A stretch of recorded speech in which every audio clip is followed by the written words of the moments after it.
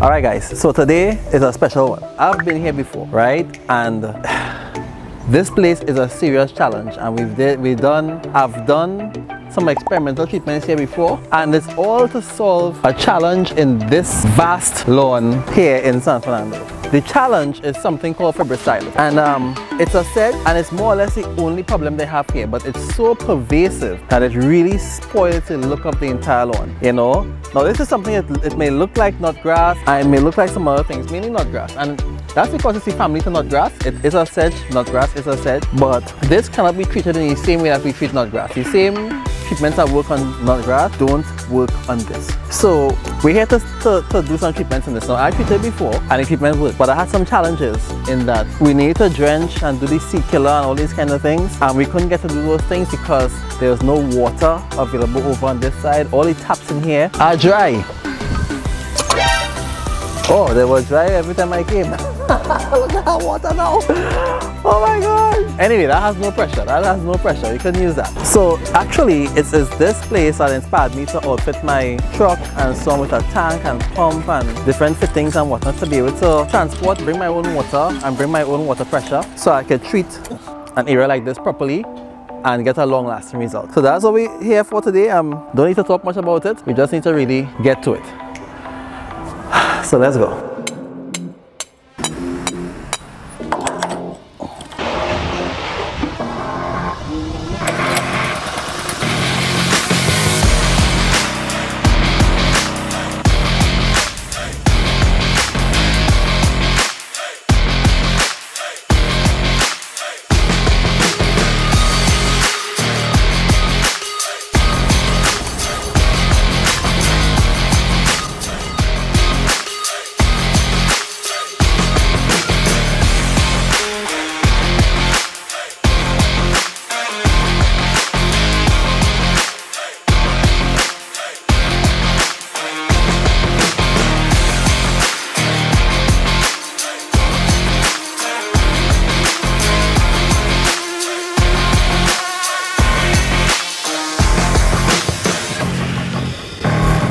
Alright guys, so we just finished spraying up here and whatnot, and this is going to take a while. It's going to look normal for about a week. Then you barely start to see anything, but what we're going to do within a week to 10 days, we're going to come back here and we're going to spray again, right? And that should really do it. And because we applied the seed killer treatment earlier on, and now we apply the spray and whatnot, after that second treatment, we should be good to go. So it's November now, and yeah, this place should be looking back to normal by long before Christmas. So I'm looking forward to that, and this lawn will be rescued.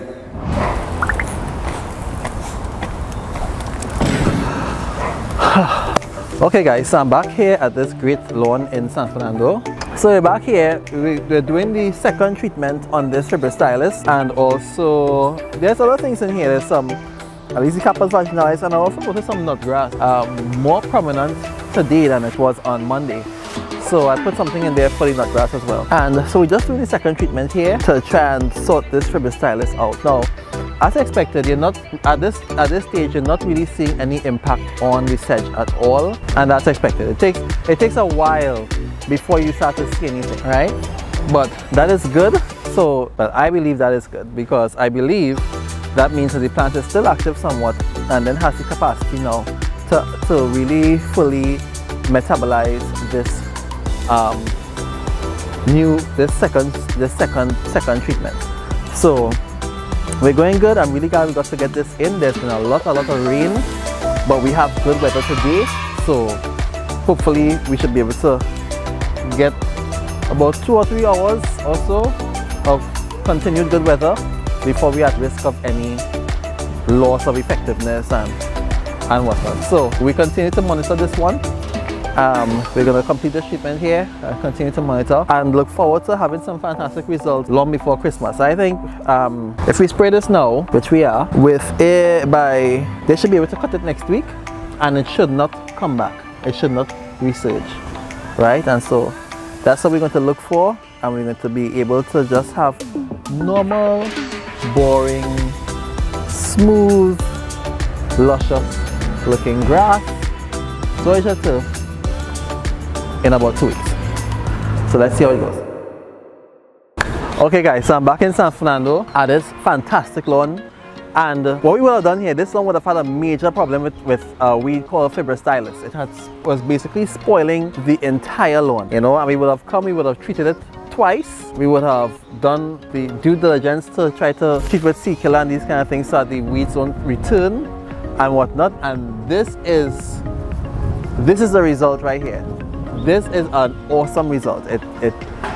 There is absolutely no sign of Fimbristylis here now. I mean, I'm walking through here and it's really good. This is looking 1000% better than how it was before we treated it. The challenge is though that there's still more work to be done here, you know, and I wish I could have the opportunity to do the work. But would you believe I've never actually met these people? I've never really met them, right? They're not really that meetable. So what's happened is that to really negotiate, okay, we need to do this, we need to do that, and to get agreement and to be able to go ahead, I'm not really getting that. So I'm not sure what to do. I'm going to try, because ideally what we need to do here, if you pay attention, you will see that it has a lot of brown spots littered all over the place, and that would have come from the lawn growing out too much during the period that we had to treat it, because we had to leave it to grow to get the Fimbristylis to have enough foliage to be able to absorb the spray effectively for the treatments to work, right?